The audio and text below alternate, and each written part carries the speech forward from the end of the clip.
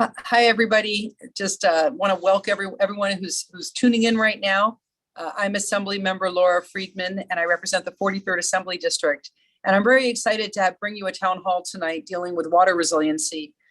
We get more questions and concerns about water than almost any other issue. In fact, the issue is so concerning to people right now that we've had over 250 RSVPs for this town hall, and that's a lot for us. But I'm really excited to bring you an incredible panel of experts tonight, and I want to thank them in advance for the time that they're giving. And this is very timely because just this morning, Governor Newsom released his new water supply strategy, which is a very ambitious strategy, which it needs to be because we need to meet this moment. As many of you, I'm sure, are aware, we are in a drought. And I think we're at the point where we don't know whether this is a drought or just what they call our new normal. And as we all know that if there's no water in California, it's kind of game over for the state. And this is something with climate change that is happening all over the world. And it's one of the most concerning aspects of what's happening with our climate and something we absolutely have to deal with to protect our own way of life, of course, to be able to continue to live and grow in this region. So the governor's plan is very ambitious. It builds on the $8 billion that the legislature has allocated over the past 3 years to modernize our water infrastructure and management. From using water more efficiently, permanently eliminating water waste, ramping up water recycling and groundwater recharge efforts to desalination and stormwater recapture projects, the plan sets out goals and deadlines for various agencies to work within. Now, we're also seeing movement on the federal level, which is very good news indeed. We'll have some help from our federal partners. The US Senate recently passed the Inflation Reduction Act, which includes $4 billion to combat drought in the West. Much of that money we expect to go towards addressing issues on the Colorado River because they're in a historic shortfall. And that money includes paying farmers and others to voluntarily use less water. The federal money is also going to fund conservation efforts and environmental restoration projects, such as controlling dust and restoring aquatic habitat around the shrinking Salton Sea. That sea is fed by the Colorado River, and as we draw more water and as there's less water in that river, that area is very impacted by all of that. If any of you have ever gone to the Salton Sea, it's a really interesting place to visit in California. I highly recommend it, but in some ways it's a bit of a sad story. In the days and the months ahead, we in Sacramento will continue to work with our federal partners and with the governor, of course. And there's a real urgency. We can expect, we believe, at least a 10% reduction in our water supply by 2040. And yet we continue to grow, not just because people move here, but because we have children and they survive, which is a good thing. And we want to make sure that we have the water that we need to continue the way of life that we all expect here in Southern California. Now, I've worked a lot on water resources since I've been in the legislature and even before. It was my honor when I was on the Glendale City Council to serve as the city's representative to the Metropolitan Water District Board of Directors. And I did that because I knew that water was becoming increasingly concerning to my constituents. And I wanted to be able to make them understand what we were facing and to figure out how we could work together.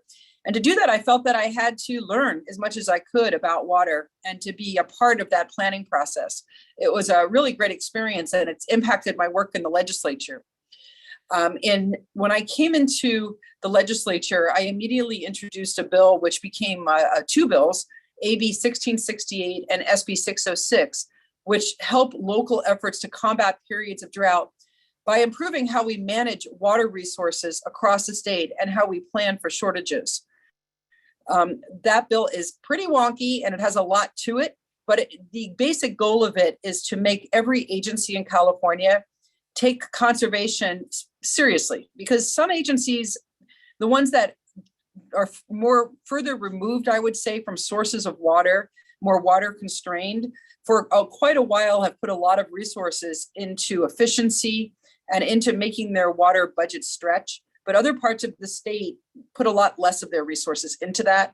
And so we had very spotty response across the state. And I felt that it was important for everybody to realize that this is water that's important for the whole state and for all agencies to live within a budget. And as well, we also wanted to make sure that agencies did focus on efficiency, because the more we are efficient with water, the more we have water to use in the places that we really need it. So you can still have a nice yard, you can still take a shower, do your laundry, all those things, but we want you to do it in a way that saves water. The same way that we don't have to walk into our house anymore and shut off every light bulb all the time because we have more efficient light bulbs. So the same thing should be the goal with water. And now passing these bills and others that I've worked on was not easy. It took months of negotiations with a myriad of water agencies across the state. And I'm happy to say that the legislature has also passed historic investments in terms of funding water resources and efficiency. The 2022-23 budget that we passed earlier this summer included almost $3 billion overall for drought resiliency and response funding. Now, we're still negotiating details of that package, and the budget did allocate funding both for urban and for small communities, for drought relief, for conservation, for turf replacement, for agricultural drought response, so that we could help farms also become more water thrifty. And so we're continuing to work on all of this. Now, I'd like to turn to our panelists. And we are really, really lucky, and I'm very grateful to have some really outstanding local leaders this evening, including Tracy Quinn, who's the Chief Executive Officer at Heal the Bay, and also a director at the Metropolitan Water District representing Los Angeles. We have Michael DeGhetto, who's the Chief Assistant General Manager from Glendale Water and Power, Don Lindell, the General Manager of Burbank Water and Power, and Martin Adams, the General Manager and Chief Engineer of the LA Department of Water and Power. So I'd like to kick off with the first question, and we have been receiving questions from all of you for over a week now, and we've incorporated those questions into the questions that I'm going to ask. And as well, if you have more questions, please put them in the chat, and we'll do our best to try to incorporate as many of those as we can if we have time.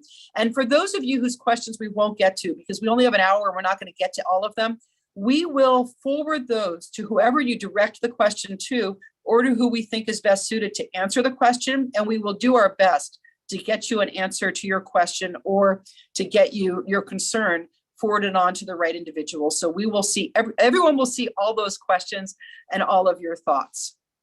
So I'm wondering how we got here, why are we in a drought, and what factors are leading to have us having consecutive sort of never-ending dry years here in California. And I think I'll direct this first to Tracy Quinn. Sure. Thank you so much for having me. I'm really excited to be here with some of my colleagues in the water industry. And Assemblymember Friedman, was really a pleasure working so closely with you to pass those bills in 2018. California has always been prone to cyclical droughts followed by wet years. Climate change is causing our droughts to be longer and more intense, and our wet years to also be more intense. We now know that in addition to these swings, we will simply have less water available due to aridification. As Assemblymember Friedman noted, today Governor Newsom released his plan to help California adapt to a hotter, drier future. In that report, the state predicts that we will have 10% less water available to us by 2040. And the Department of Water Resources warns that by 2050, every year has a 50% chance of being a critical drought year. Our water system in California was designed so that the snow that falls in our mountains and the Sierras would melt slowly over the spring, filling our reservoirs below, which would sustain us through our highest water demand during the summer and into the fall before the cycle began all over again. Climate change has thrown a wrench into this system. In many years, we are seeing significantly less snow, which is also melting faster and earlier due to rising temperatures. The parched soils are sucking up more water and reducing the runoff that's reaching our reservoirs. And because it's hotter and drier, it takes a lot more water to irrigate crops and lawns. And climate change isn't the only thing impacting our water availability in our state. California water rights system is deeply inequitable, unsustainable, and all but broken. The state has given out far more water rights than there is water in an average year, let alone during droughts. And the biggest loser in all of this mess is our iconic salmon population and the fish and the wildlife in our rivers and streams, and the fishermen, tribes, and communities that depend on healthy surface waters and fish populations. I've been asked, what could have been done? And I think one of the things is we just need to take action sooner. We wait far too long to require conservation, far too long to ask agricultural districts to fallow land. It feels oftentimes like our plan for drought is to pray for rain. But it's not all bad news. Many water suppliers, like the ones that have joined us today, have done a great job of diversifying water suppliers to be more resilient. And we've made great progress in improving how efficiently we use water. For example, I like to use this example a lot. The city of Los Angeles uses less water now than they did in 1970, even while the population has grown by over 1 million people. That's astounding and a wonderful success story that needs to be championed. And Assemblymember Friedman's 2018 legislation, which requires water suppliers to plan for longer droughts, develop uniform water shortage plans, and which will help the state manage our supplies. And it sets standards for the efficient use of water. All of these things are going to help us to be better prepared for future droughts. Thank you, Tracy.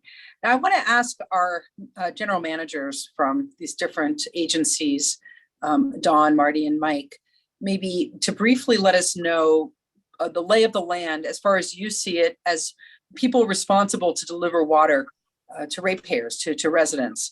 What sources of water do you rely on now, and how have those sources been affected by drought? And I'll also ask each of you what you think the greatest challenges are to your ability to provide water for people. Yeah, Dawn, why don't you start? Certainly.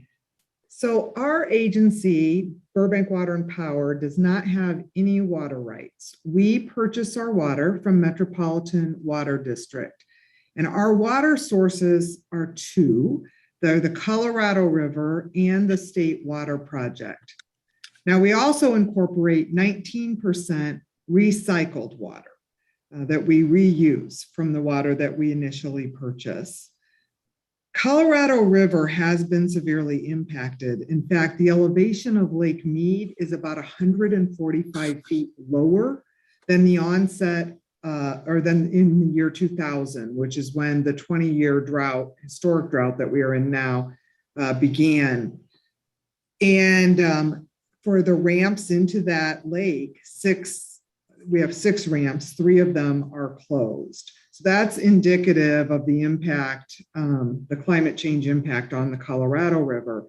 And then in the State Water Project, based off the California snowpack, the water year did get off to a promising start with heavy October rains, followed by some December storms that built an early season snowpack that was 160% of average. Then January and February hit, which have been the driest in recorded history for the watersheds that provide much of California's water supply. And April snow depths at the end of the season were at 38% of average. So significant impacts to both. For us, the greatest challenge we face in providing water to our customers is the cost of diversifying the resources. I do believe we need to look at new ways of bringing water in, including desalination, including direct potable resource, direct potable reuse. And then finally, I also believe it's worthy for us to look at the great United States of America and think about where we have water-rich areas and how we might be able to pay for and pipe in water from other areas. Thank you. Let's go to Marty. Let me unmute. There we go. Thank you. And thank you, Assemblymember, for bringing us together today. This is a great opportunity, and it could not have been timed better, as you said, with the governor's announcement today. So I'm Marty Adams. I'm from the LA Department of Water and Power. So we are kind of the big gorilla, I guess, in the local area for water supply and providing for customers, but definitely in a different situation than Dawn and Mike find themselves in, and I'll explain how that is. So in LA, we also are members of Metropolitan Water District, and Tracy is one of our board members that sits on the board there, as she said. And we buy water from Met and that amount we buy goes up and down every year based on the availability of our other resources. So in Los Angeles, back in the early 1900s, in the days of William Mulholland, we constructed the LA Aqueduct, which brings water from the Eastern Sierra to the city of Los Angeles. And historically, when I started with the department almost 40 years ago, that was about 70+% of the water supply for the city. Sometimes 80% of the water came from the Eastern Sierra. And over the course of time, those water rights dwindled as we had settlements and environmental mitigation projects and other things to leave water behind in the source area. But that source, even with its new normal, is significantly cut back. And so while we've taken about half of the city's water from the Eastern Sierra over the last 5 years, this year it's just a fraction of that because there's so little snowfall on the eastern side of the Sierra Nevada mountains, just as there is on the western side facing the state water project that Don just described. And so we are seeing a cutback in our own water supplies that the city owns and those water rights in the Eastern Sierra. And then that also where we're impacted by the same things that Mike and Don are impacted by with Glendale and Burbank from Metropolitan. We also have some local water supplies. About 8% of our water the last 5 years has been local groundwater, primarily from the San Fernando Valley groundwater basin, to which LA has the predominant portion of the rights. But we're impacted there because of pollution. And so we've been fighting decades and decades of pollution from the industrialization of the San Fernando Valley, particularly Cold War era pollution in the defense industry. And we're in the process of cleaning that up, and we'll regain the use of that. And coupling that with stormwater capture to put more water in the ground, we believe that we'll have the better use of that local water resource. But we don't have that right now to the extent we need. So it's really hurting us in the drought. Then one of the challenges that we're really facing, we look at this drought now, is that different from Glendale and Burbank, LA is one of 6 agencies that not all of the water from the Colorado River that's stored in the metropolitan system can get to. And so this is one of the challenges. You may have seen in the LA Times, a big article that said, big headlines, 6 million Southern Californians going to go to 1 day a week watering or going to have strict reductions. Well, 4 million of those people are in the city of Los Angeles. And that's because there are 6 agencies that water in Diamond Valley Reservoir cannot get to us. And so while Met has been taking some water out of storage because they don't have the water on the Colorado, but they have some stored water that's helping some of the agencies out. In LA, that water can't get to us. And partly because the connections were never built, because we thought the Colorado was going to be the smaller source in the future as Arizona and Nevada took more of their share, and the state water project would be the bigger source of water to rely on. Well, now we find with climate change, it's just not true, and it's just not happening that way. So we are definitely challenged, particularly in Los Angeles, by not having the ability to get more water from Colorado physically. And so we're relying on that reduced amount of water from the state that we all have to share in. Great. Michael. Assemblymember Friedman, thanks. I'm actually going to show a couple slides that might help answer that question related to Glendale. You know, and each of our agencies are just a little bit different.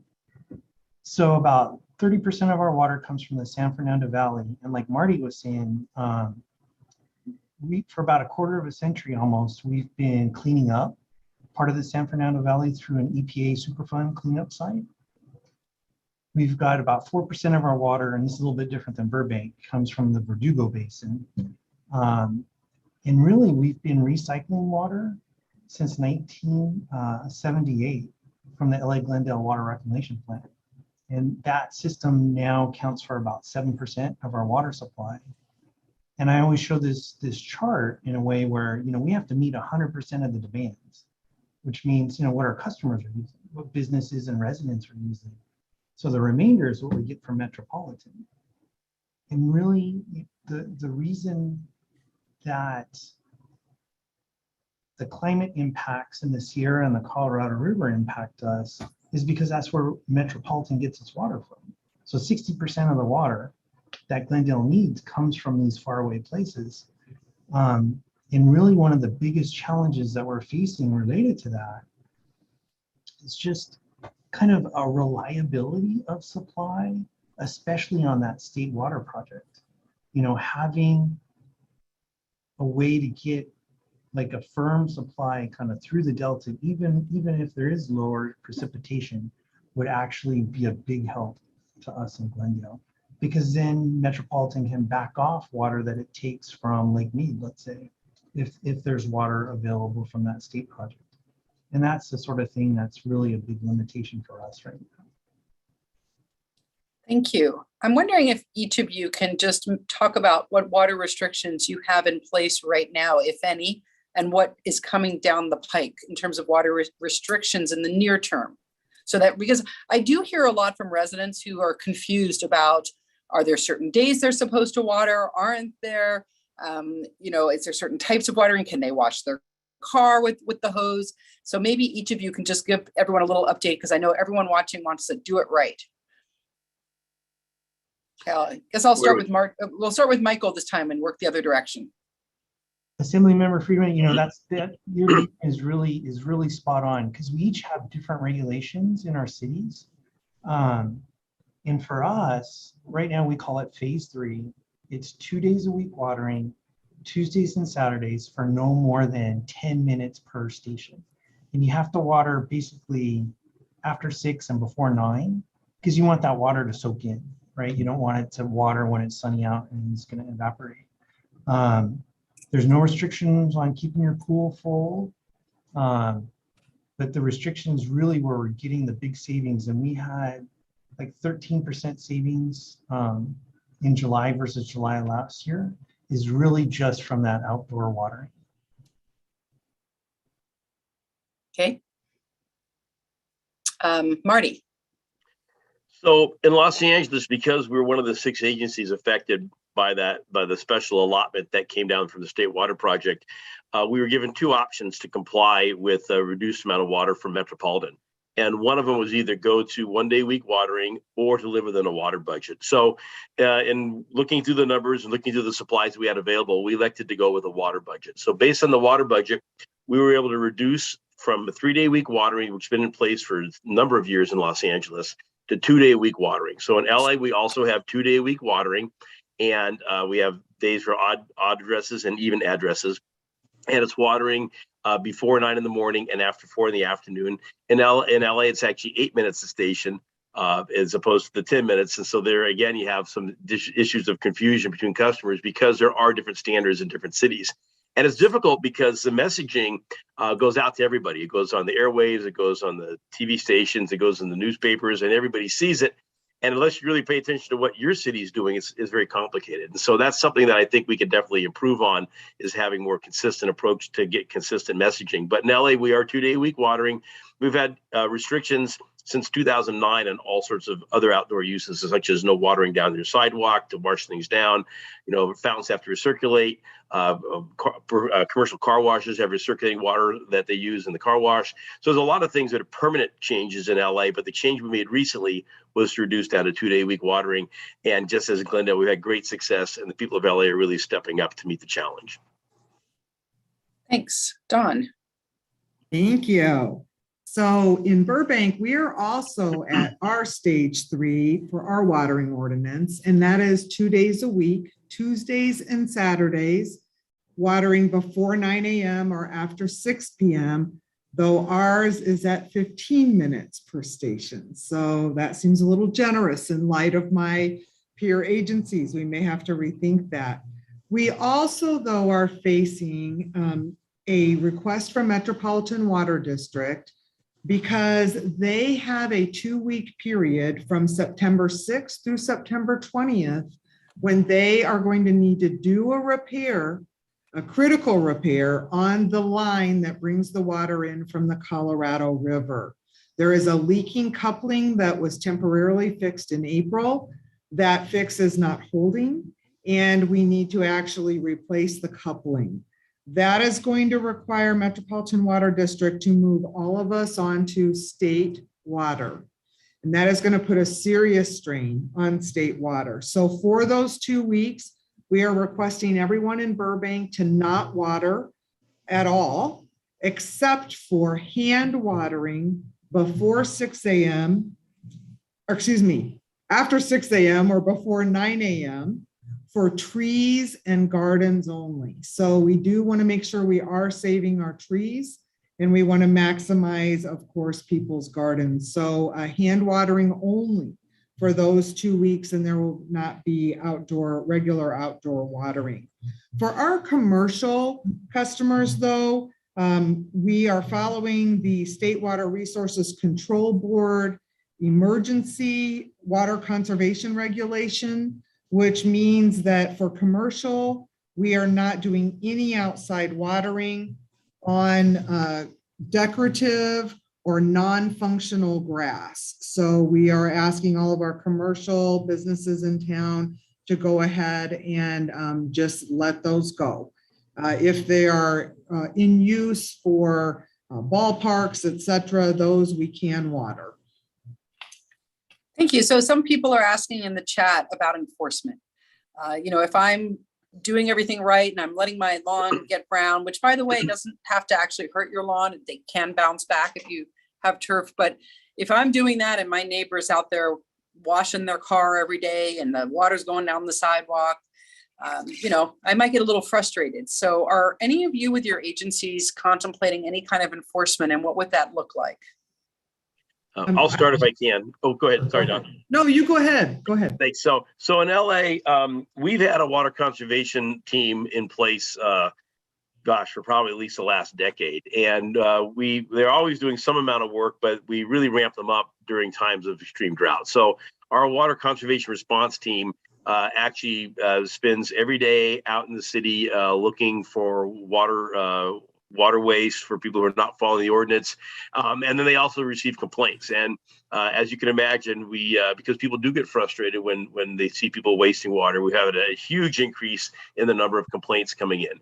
And our water response teams do respond to those complaints. They do address the homeowners or business owners where the complaint's made.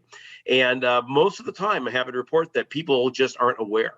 And so when people are made aware, generally they step up, they take their measures to reduce their water use. I can tell you not about 2016, 17, we had somebody named the Wet Prince of Bel Air, the highest water user in the city. It was outrageous.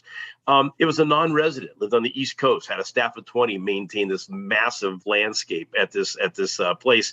And when we addressed them, they immediately reduced their water by 50%.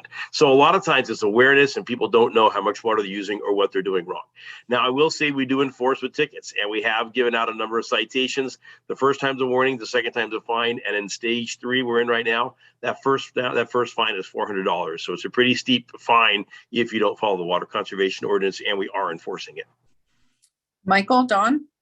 Assemblymember Friedman, we're actually fortunate to use some technology to help us with that because we have full automated metering infrastructure. And so we can actually tell what days that people are watering on, or if they're watering too long or more often than they should. So we've used that as a tool to do direct outreach. And, we went to our restrictions the 2 days a week back in February. In March, we had about 10,000 accounts that were watering too often.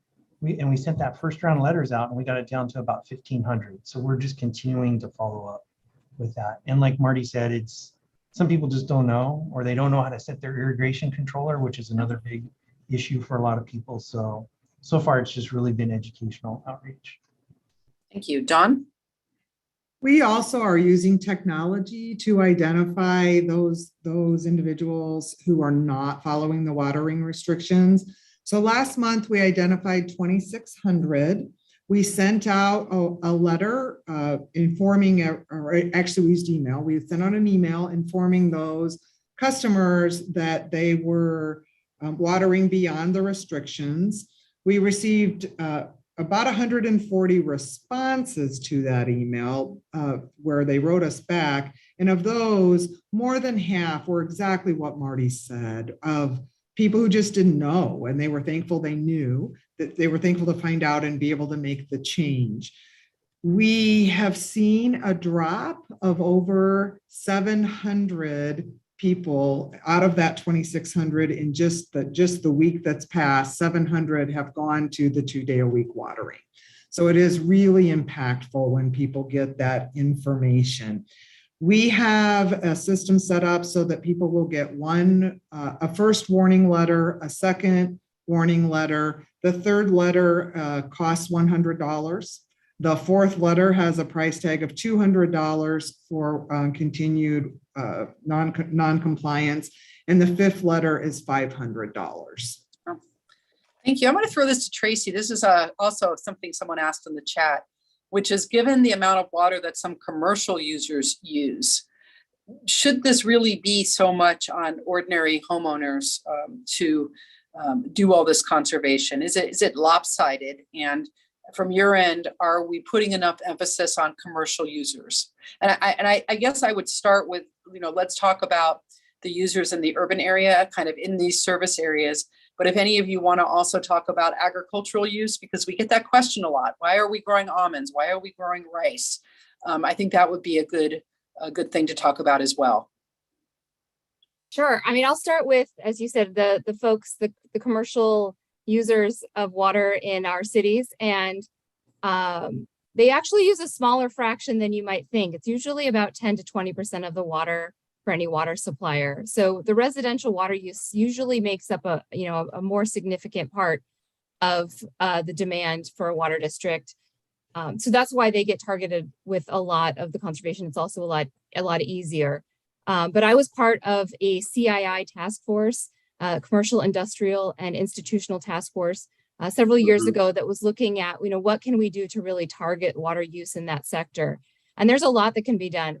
There's absolutely no reason that a large commercial property, a large office space needs a huge lawn that no one is walking on. That is non-functional turf. And if the only time someone's walking on lawn is to mow it, then it's time for it to go. So there are a lot of improvements that can be made just with irrigation of landscapes and commercial properties. A lot of commercial properties also are office space, and their water use is from toilets and sinks. And so making sure that they have efficient plumbing fixtures in those buildings is also something that can be done. And I know a lot of water districts are also doing water audits to look at the processed water. So if you have an industrial facility that's building something and using a lot of water, there are certainly things that can be done to make sure that they're using water as efficiently as possible.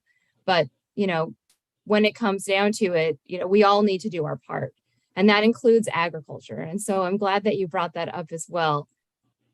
It is true that about 80% of our consumptive use is going to agriculture. And a lot of that is because of our water rights system that allows for very cheap water to go to many farmers. And, water use isn't regulated for, we have a Sustainable Groundwater Management Act, but that's not going to go into effect until 2040. That won't be enforced until 2040. So what we're seeing is a proliferation of permanent crops that are required to be watered year after year, whether it's a wet year or a dry year, whether there's water or not. And those are crops like almonds and grapes. Over the last few years, almond crops in California have grown to, I think it's 2,500 square miles, about half the size of LA County. And that's an incredible amount of water use. So we need to do better there, but there's also, not a lot of incentive for agriculture to use water efficiently. And I'm not saying everyone, there are folks that are doing a really great job, but there are a lot of folks that still have, they get their water with unlined channels. The farms get the water when it's their turn, not when their crops need it most. We flood irrigate a lot in California. But as my mom used to say, 2 wrongs don't make a right. And just because agriculture is leaving a lot of water on the table, or maybe using more than they need to, it doesn't mean that we don't need to do what we can here. And so there are huge opportunities for us to use water more efficiently in our cities. We still use far more water than other Western countries that have a similar climate to us. We use about 100 gallons per person per day for indoor and outdoor water use in California. Australia uses less than 60. Israel uses less than 40. So, there's still huge capacity for us to use water more efficiently. And I think that we need to start there. Can I chime in? Let's start with that. Are they, sorry, let me just ask Tracy real quick.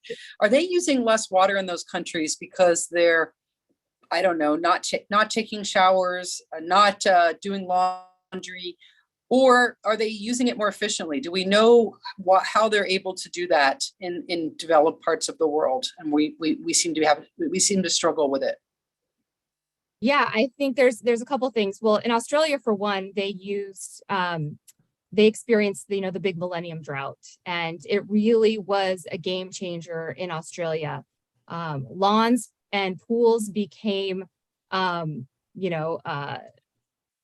be a pariah if you had one, and really just out of fashion. So they really reduced their water use outdoors. They transformed to more climate appropriate landscapes, and they have the most efficient indoor fixtures. So their dishwashers, laundry, showers, faucets, toilets, they're all really efficient, and it helps them to use, they're not experiencing a big change in their daily life. They're not having to take shorter showers or shower with buckets. They're just have better technology and better tools. And that's what stuff that we could do here as well. Okay, let me go to Marty. I was just going to chime in on something that Tracy said. We talk about businesses. We did, a huge toilet replacement program early on in LA, actually drove the market so that you could only find an efficient toilet in California, because I remember when the millionth residential toilet was replaced early in my career. And so we've been recently really trying to push our commercial toilet replacement program as well. And so we increased the rebates to try to get all the commercial buildings to really have more efficient plumbing fixtures.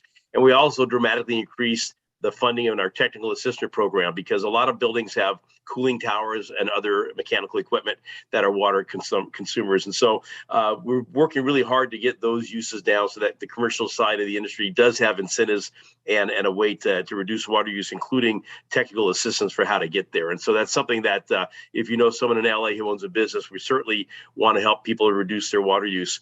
But I agree with Tracy that, indoor water fixtures for homes is also an important thing. I think we've all increased rebates for clothes washers, dishwashers, ultra low flush toilets and things like that. The hard part is a lot of times people have to spend money up front. You still have an amount that you pay at the end of the day, but we give you a good rebate. But you have to have a lot of people to participate in that to make a real sea change in the amount of water use that you see across the whole city. So let's go off. Oh, sorry, go ahead. If I could just add two things really quick. And I saw this question in the chat, so I just wanted to address it. It's on this. There was actually a law passed, there was legislation passed more than a decade ago that requires old toilets to be replaced in both commercial properties, in multifamily housing, and in single family homes. And so I'm a renter. When I moved in, I had a high flushing toilet, and I called my landlord and said, this is illegal. And by the way, here's how you get a rebate. So you can get me a better toilet. And so I highly recommend to all the renters out there, if you do the homework, it's a lot easier for your landlord. Just send them the details for the rebates and let them know that it's on them to replace those and make sure that they're efficient. The other thing I wanted to just mention, to Marty's point, that there is some inequity in our rebates programs, because only middle class and wealthy Californians are able to access those programs. A lot of low income households can't front the cost of those products and wait weeks or months for their refund. So I'm really excited. The Metropolitan Water District has a direct install program that we've been doing that's aimed at older multifamily houses to try to provide that service so that those households don't have to front the cost. We've been asking the legislature to dedicate funding so water suppliers throughout the state can have similar programs. And I think it's really going to help to make sure that we have equity as we're pursuing efficiency. And just to clarify, for those of you who don't know, who are watching, that if you're in the Metropolitan Service District, which is pretty much anyone who's in Glendale, Burbank, it's anybody who's in Glendale, Burbank, Los Angeles, really almost anyone in Southern California, those programs, those rebates through Metropolitan are available directly to you.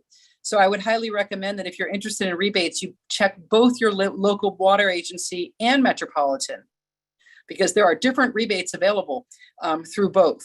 So speaking of rebates, we've said that all of you offer rebates, and the information is on all of your web pages, so we don't have to go through all of them.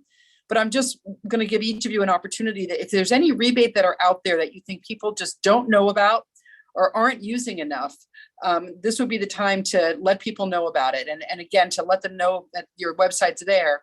But what rebates are you saying to yourself, God, we have this great rebate, and why is nobody taking it? Not enough people taking advantage of this. What are those? I'll start with Dawn this time. Thank you. So yes, we believe there's a lot more opportunity for turf replacement, which we offer a rebate of $2 per square foot. And we also, we're enabling people to keep their pools filled, but you are required to have a pool cover. And you can get up to $50 of a rebate for a pool cover credit. And that, I'll stop there. Okay, Marty, you look ready to go. So, echoing Don, one of the biggest rebates that I'm really enthused about is our turf replacement rebate. And so in LA, Met puts in $2 for the rebate, and then we've added $1 on top. So it's $3 a square foot, up to 5,000 square feet of turf that you can take out and replace with a California-friendly landscape. And so it doesn't have to be cactus or dry things. It's anything is California-friendly landscape. And it also, there's a lot of advantages to that. Interestingly, you think about landscapes that we know, we're used to these front lawns that don't get used. And there's people might use their back lawn, the kids play on it, this and that, but the front lawn, a lot of them are just decorative. And if you have a yard that's just decorative, we're trying to get those changed out to something that's appropriate for Southern California. Make that the norm instead of the exception. And I think once we turn that corner, you'll see a dramatic decrease in residential water use. And so to me, that's one of the best rebates out there. We've done over 51 million square feet of turf replacement in LA alone.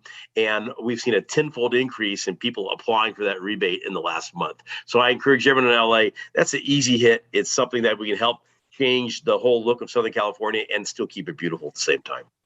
Great. Michael, you want to talk about Glendale? Yeah, thanks. And to go along with what Marty was saying, it really is that issue about taking advantage of the turf rebate. And we have the turf rebate through Metropolitan. It's $2 a square foot.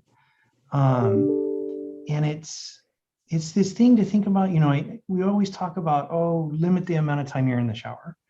Well, if your sprinklers are running on your lawn, it's like 6 showers or 8 showers going at once for 10 minutes, right? Not 5 minutes. So that's a way to really visualize why it's so important to put the right kind of plants, and if we have some time, I was actually going to share part of our webpage where it has really good examples of how you can do that. And it's great because it gives examples of front yards, backyards, hillsides. And if I click on it, it has these little pop-ups, right, where it talks about the kind of plant. That's great. How big it is. And, and it'll talk about things like, should I plant this on the shady side? Should I plant it on the sunny side and all that kind of stuff? And, just the other thing, I was going to echo what Marty was saying. And then birds come and butterflies come. And it's not just a green carpet that you're spraying a lot of water on. And that's really the way to kind of get at that saving water. I have not seen that website. That is spectacular. And I will use the opportunity to plug one of my favorite places in Southern California, the Theodore Payne Foundation, which is in Sunland, just north of a lot of us. And it is a native plant nonprofit nursery. And if you go there, they have fabulous plants and they often have sales, but they also have incredibly knowledgeable volunteers. And if you tell them what your soil conditions are like, if it's shady, if it's hilly, they will point you to, and if you point you to the right things. And if you say, well, I want flowers, or I want it to be 5 inches tall, or something that's a lawn substitute, and there are native lawn substitutes, even ones that you can mow, that will you can play on and your kids can hang out on, that are native and drought resistant as well. So I highly recommend Theodore Payne Foundation. It's Payne, I believe. Assemblymember. Yes. Yeah, and I saw a question about trees. In this, honestly, and I think maybe for most of it, that's more on the electric side. But in Glendale, we have if you can get a rebate to plant trees, right? I think you can get free trees. You can get a certain amount of free trees delivered to you if you put them in locations that will provide shade for your home. At least that used to be. That used to be the offer. I don't know if it's current, but that they used to do that at GWP. Yeah. I think probably most agencies do that. On the electric side of the house, I guess, if you want to see it that way, but yeah. And tree watering has not been limited by anybody, I don't think. People are still encouraging tree canopy and watering trees because of the whole heat island effect and the impacts on just warming and the cost for cooling houses and stuff. It's worth saying that, the thing you don't want to do is to take out live plant material and put in a lot of hardscape, unless you really have a reason to do it, because that will add a substantial amount of heat to your structure that you will then have to, put more into air conditioning and cause air quality issues and everything else. So they're kind of things to do and things not do. So let's move on to what the future holds. And is this a condition where we're just going to have less and less water over time? Or are there ways of developing new sources of water? And I'm going to throw that out to each of you. We've had several comments in the chat about desalination, taking water from the ocean and clearing the brine out of it and using that as drinking water. There's a lot of investment around the state in what's called potable reuse, which is to take the water that comes through our sewer system and don't just turn it into the kind of recycled water that you can only put on landscapes, but to make it into water that you can blend with other water and drink. And we have agencies like in Orange County that have a substantial amount of their water coming from this kind of potable reuse. So what are your investments? What is your hope for new sources of water or ways of taking water and being more efficient to where we don't put so much of it into the Yellow River and ultimately into the ocean? And when can we expect some of those new sources to come online? Or is this just going to be the case that we're going to have to all use less and less and less, for the foreseeable future? So let me start with, who wants to start with this one? I'll start. Okay, Tracy. you go. I'll lay the landscape because I feel like the other folks can fill in the details. I heard someone say once, we're not at risk of running out of water. We're at risk of running out of affordable water. And that's really going to depend on how strategic we are about fulfilling the reliability needs of our communities. And so I know a lot of people are pointing to desalination. They see this huge ocean we have next to us, and they're saying, why aren't we going there now? And the reason, there are many reasons. One of them is because it's the most expensive supply of water. It's also energy intensive. We have climate goals. We are trying to combat climate change. Climate change is impacting our water supplies. And so we don't want to invest in a supply that is going to be hugely energy intensive. In addition to that, it is pulling water in from the ocean, and along with that water, it is pulling in fish and other marine life. At Heal the Bay, we have an aquarium, and part of the way we get the fish and sharks and life for our aquarium has been we've rescued them from intake pipes, and we have been nursing them back to health. And if you saw what was inside those intake valves, you would understand intake pipes. You would understand why environmentalists and really don't want to see us pursuing that option. And then once you clean up that water, you take out the salt, you take out all of the impurities, then all of that is concentrated, and you are having to pump that back into the ocean, and often creating dead zones. So then you're also having a second shot at killing the marine life. So it's expensive, it's environmentally damaging, it's energy intensive. There are far better options. One, the cheapest, fastest way for us to meet our demand is through conservation and efficiency. In LA County, we also passed Measure W. That's going to allow us to invest in stormwater capture projects that not only reduce the pollution that is coming through our storm drains, picking up waste from our streets, from our tires and pet waste, and pushing that all into the ocean. It's going to be able to we're going to be able to capture that water and either use it on site or refill and recharge our aquifers. And next we have recycled water. Marty, I'll let Marty talk about the incredible Operation Next project that they're going to do. But that's another way in which we can create reliability. And then, as Marty spoke to earlier, cleaning up our groundwater aquifers so that we have the ability to recharge them and reuse them. All of those are more cost effective than desalination. And it's not to say that we'll never need desalination. It's just the option of last resort. And we have a lot more options that we can pursue here in Los Angeles before we get there. And let me ask you, Tracy, before I move to everyone else, we've had also a lot of questions about gray water systems. Do you know if there are incentives for gray water systems? And is this something that's worth people spending a lot of time or money on? There are some water districts that provide incentives, and I've done a lot of research on gray water systems. And this is what I can tell you. If you're in an existing building, you have your home and you want to do gray water, the only real option, the only easy option is for you to do laundry to landscape, where you divert the water from your washer into your landscape. And that's a really great option if you're a person who is really able to give that a lot of thought, because you have to be very intentional about the types of detergents you use. You have to be cognizant that if you're going to use a bleach cycle, you need to flip the switch so that's going to the sewer and not to your plants. It's going to take a lot of time and attention, and it'll save some water, but not huge amounts. If this is a brand new construction, then you can do a whole house dual plumbing.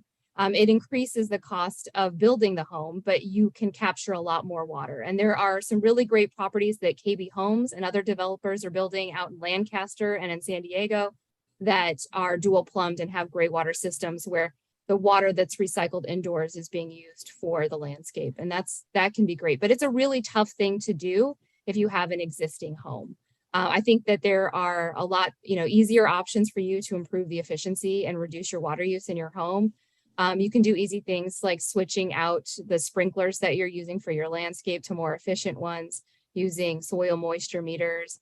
I really like looking at installing a flume device or another device that measures your water. You can install it right on your water meter. It has an app and it can tell you how much water you're using. If you're using too much or too little, it can tell you if you have a leak. Those are a lot of other alternatives you can think about. But gray water, it can be great too. It's just, you have to be really intentional.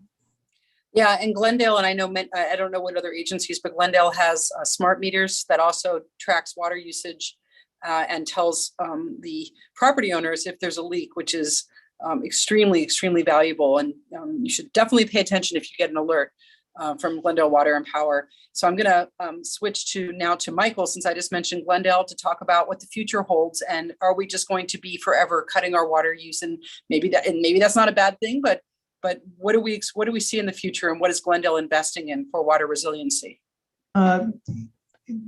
There's two parts to that. I think part of it is just being efficient. Part of this I think has to do with maybe taking water for granted, and we charge, it's like 1/3 of a cent per gallon for water is basically what our water rates are. So just not, changing your yard so you're not using so much water to kind of just have a green carpet out front, and having plants that are more adapted to the environment is going to always be something that we need to move towards.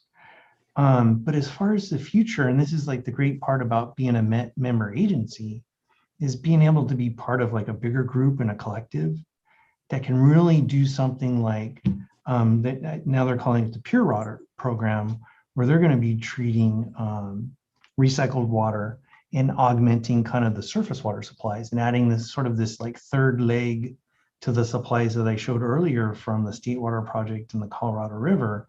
There's going to be this other supply that's going to help augment local kind of drinking water supplies.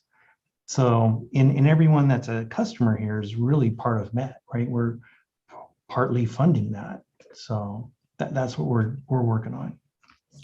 So Dawn, I'll ask you the same thing about Burbank, and also if there's anything that you're looking at from Newsom's announcement, if you had a chance to see it, and I'll ask Marty the same question, and to the future, and what do you think the future holds? So, one thing I'll throw out that we haven't discussed is the idea of building more storage, large storage in Northern California, or even, the long proposed idea of putting a tunnel through the Bay Delta to have a more reliable source of water from the Sierra Nevadas. So I'll ask both of you if you think any of these ideas will help. There was a question in the chat about bringing water in from Michigan or from other parts of the country. We've seen ideas in the past about even lassoing an iceberg and dragging it down from the far north. So do you think the future is going to be us constantly trying to find water from far away, or can we bring it closer to home, or is efficiency the whole answer? So I'll ask first Dawn, then Marty. Sure. So I do believe there are a lot of options. Technology can help. And like Glendale, Burbank, we've identified over 11,000 leaks for our customers. So not only are we able to save them hundreds, maybe thousands of dollars before they would notice, but we're also saving all of that water. We are using satellite technology and artificial intelligence to help us identify leaks very quickly, as well as sensors on fire hydrants that help us identify leaks on our system, on our BWP system, very quickly so that we can rapidly do change out on the assets that need it most, so that we're using the dollars in the wisest way.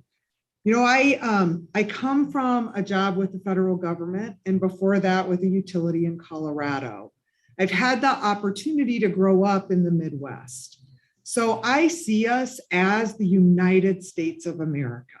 And I do believe that we are incredibly creative. And I love that there's so much focus on our liquid gold, because when we come together as a country, we really can make a difference. I do believe there's high potential to move water from where there's too much of it, often too much of it, and I saw that in the chat as well, to places where there's not enough, and we are willing to buy it. I do agree that water is priced too low potentially for some of these solutions, but that problem will solve itself with the economics as we are figuring out what to do here. So I want to see us apply this creativity. People give me odd looks when I talk about potable reuse, but every drop of water we drink, every drop of it has been recycled thousands of times through the millennium. I tell people we are drinking recycled dinosaur pee. That is what we are drinking.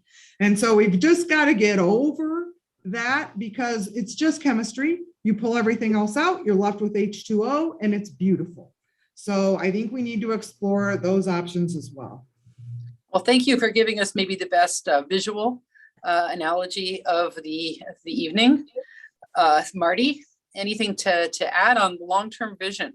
Yeah, that's a tough one to follow there. So so real quickly, going back to a couple of things that everyone said, but back to Tracy said. So, we passed Measure W, which is an important measure for funding stormwater capture, and I'm hoping that with the governor's new efforts and what he announced today, he'll put more money into local stormwater capture, not only in the LA area, but all throughout the state, because we need to capture the stormwater when it occurs and get it into somewhere we can hold it. And typically that's a groundwater basin, an aquifer underground.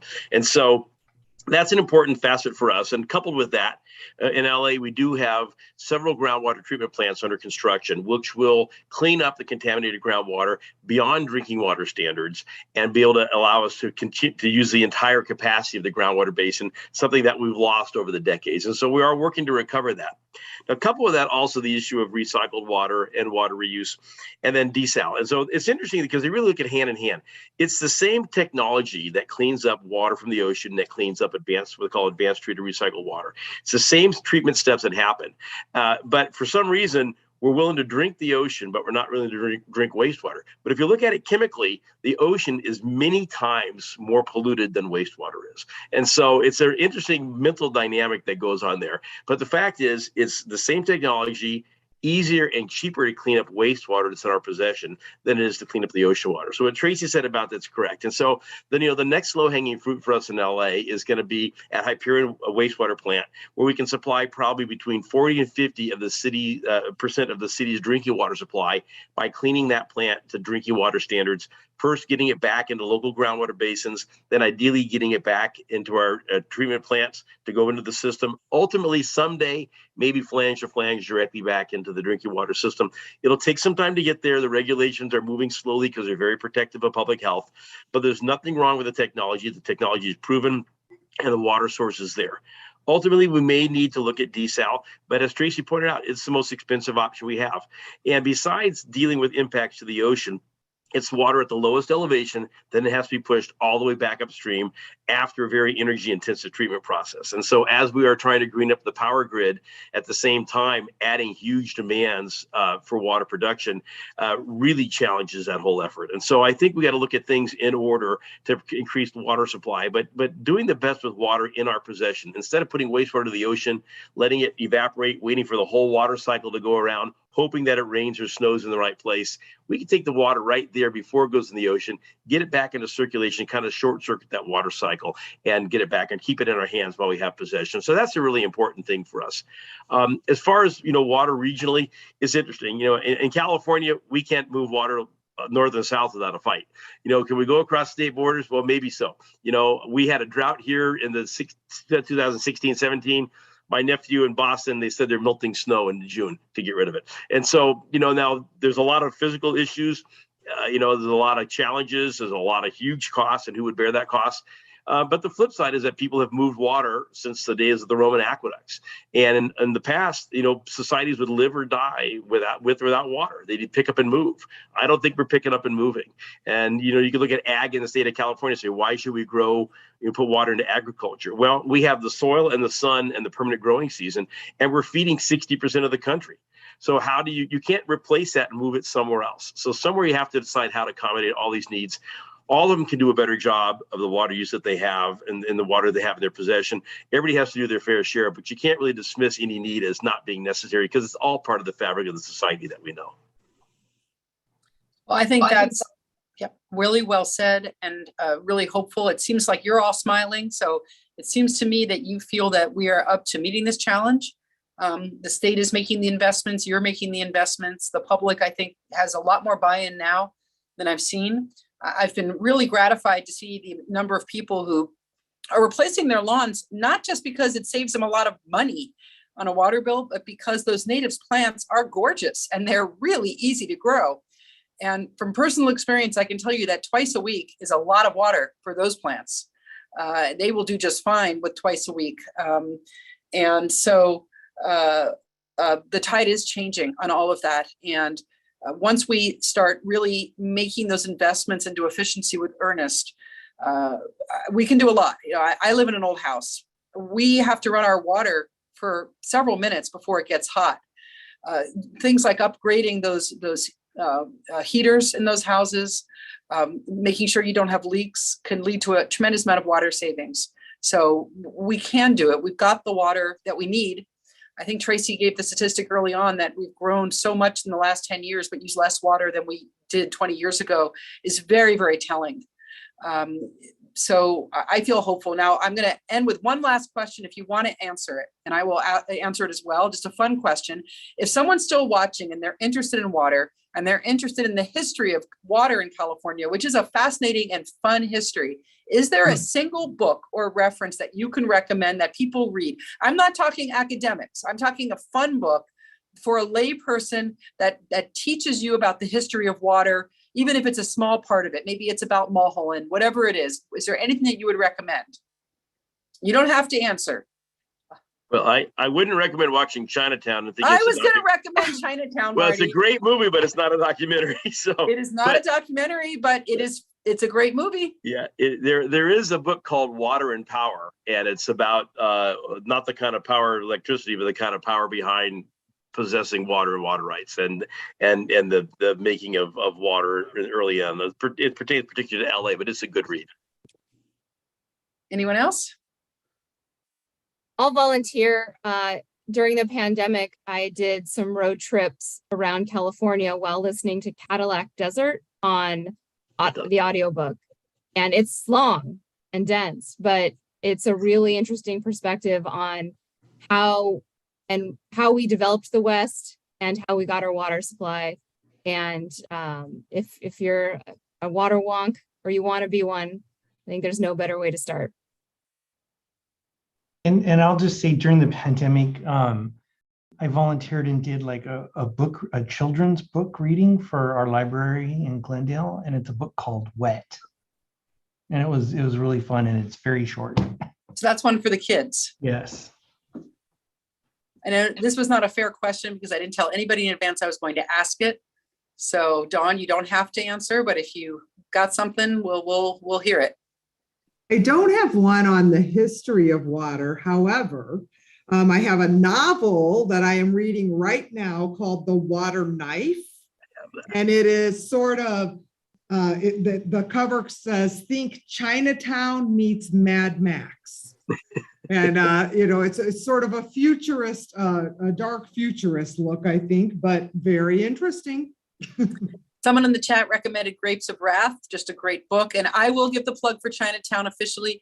It is not a documentary, but it does, I think, speak to how central water was and still is for the development of Southern California. So much so that it can feature as the entire motivating force in a wonderful classic film noir movie starring a young Jack Nicholson. Highly recommended. And with that, I want to thank this incredible panel, not just for your time with us today, which you were so generous with, but also for all of your advocacy and all of your incredible public service in service of our most important and precious resource, being water. Thank you all so much. And thanks to everybody who was joining us here this evening. This will be streamed, so you can watch it later, refer to your friends. And thanks for everyone for joining us, and have a wonderful and safe evening. Thank you. Thank you.